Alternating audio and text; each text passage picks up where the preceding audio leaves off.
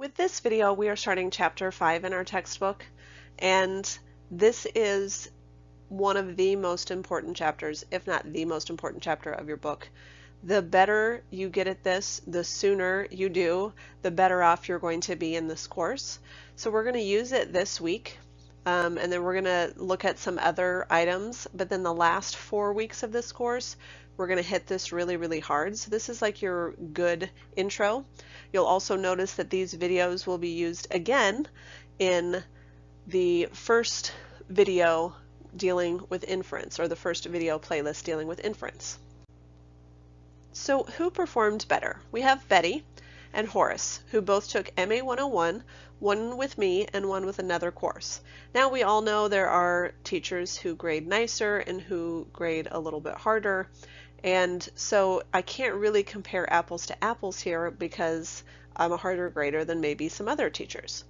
So if Betty took my class and she got an 87%, and the class mean or the average was 80 with a standard deviation of 6, and then Horace took another instructor's class and he received a 90, but the class mean was 84 with a standard deviation of 5.2. So if I really wanted to compare Betty and Horace and how well they did, could I just look at the 87 and the 90? Well, not really, because it could be not that Horace is better, but that Horace's teacher is nicer than me. So we're going to look at how we might be able to compare these. So what we need to do is we need to standardize these scores, because in order to compare apples to apples, I need to have some sort of standardized way to look at this. So if we can express these scores as a distance from the mean using the standard deviation as a ruler, we can standardize our scores, and that is called a z-score.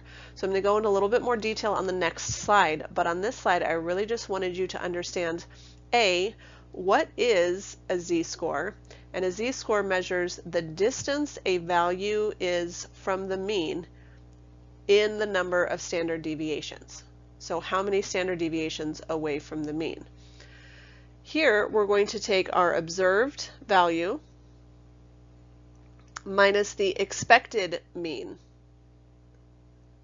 So remember that bar means mean, so we're going to take the expected mean and our observed value. This is also sometimes what we're testing, if that makes it helpful. And then of course this is the standard deviation. So what will a z-score tell us, or why is it important?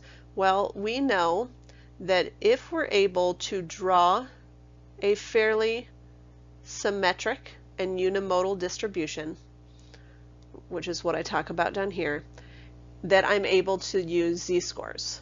And a z-score is very helpful because this is called the normal model, and that is what chapter 5 is all about. And we'll talk about what the empirical rule means in a minute, but the normal model essentially says you've got a fairly symmetric unimodal distribution, and this -1 and 1 says, hey, this is 1 standard deviation above the mean, this is 2 standard deviations, this is 3 standard deviations above the mean, this is 1 standard deviation below the mean, this is 2 below the mean, this is 3 below the mean. So why does that even matter? Well, we can now use these values to say, hey, 68%, and this is the empirical rule, 68% of our data falls in here. 68% of it. 95% of it falls between 2 standard deviations above or below the mean. And so 3 standard deviations above or below the mean is 99.7% of our data. So if I take a value and find the z-score, and my z-score ends up being 1.2, which is over here, I'm not going to be super surprised by that, because 95%, that's within the 95%, right? But if I do my z-score and I found a z-score of 4, well, now I'm going to be really, really surprised by that number, because there's only 0.3% that fall on the outside of our 3 standard deviations in either direction. So that's just a brief overview. So now let's look at who actually did perform better using this z-score formula. Starting with Betty. Betty received an 87, but the mean for her class was an 80. So notice here, this was what I observed, or what I'm testing for Betty. Observed comes first. Expected means, hey, the average was an 80, so I expect everyone to get an 80. That's where that 80 came from. The standard deviation is 6. So notice I have 87 minus 80 over 6. One thing to point out that I hope you don't do is I have students who get in their calculators and they do 87 minus 80 divided by 6, and hopefully we all know that the calculator thinks that that's what you want to compute is for you to do this first, which of course is division, because order of operations says division comes first. So if I want to make sure my calculator is on my side, I am going to put parentheses around my numerator. That is where I came up with that value. And again, looking at Horace, Horace was expected to get an 84, but actually got a 90, and his standard deviation was 5.2. And again, in my calculator, 90 minus 84 in parentheses divided by 5.2. And now what I'm doing is I'm looking at Betty's z-score and Horace's z-score. So Betty scored 1.167 standard deviations above the mean, above because it's positive. Horace scored 1.154 standard deviations above the mean, again because it's positive. And all I have to do now is compare these two numbers, and I can see that Betty was more standard deviations above the mean than Horace was, so she scored better in the class. So here's a very similar question for you to try. Keep in mind on Cliff's jumps, we're looking at feet and inches, and so you either have to convert everything into feet or everything into inches in order to correctly do this. So press pause, try the question, then press play to see how you did.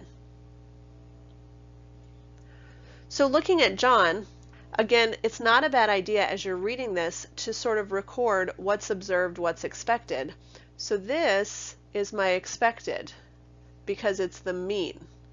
I observed that John threw 66 feet, which is above the mean, with a standard deviation of 2 feet. So when I figure this one out, it's going to be 66 minus 60 over 2. Now in terms of Cliff, I've got 27 feet and 3 inches. And so 27 feet and 3 inches, needs to either be converted into feet or inches. So I would do 27 and 3 inches out of 12. Now why did I do that? Because there are 12 inches in a foot. So this is 27.25. The long jump mean is 26, so this is the expected. This is going to be my observed. And then the standard deviation is 6 inches. Now be careful here, because if I use 6, it's not going to work, because here I've got my value in feet, and here I have my value in feet. And so 6 inches is 6 divided by 12, or 0.5 feet. So now, and obviously down here I did it using inches instead, so either way now you can see what those correct values would be. But if I found a z-score for John, he has a z-score of 3, so 3 above the mean, which means he's probably a really, really good shot putter. Cliff is 2.5 standard deviations above the mean, so he's still really good, but if we're really comparing how much better than average each person is, John is better than Cliff because he's 3 standard deviations above the mean.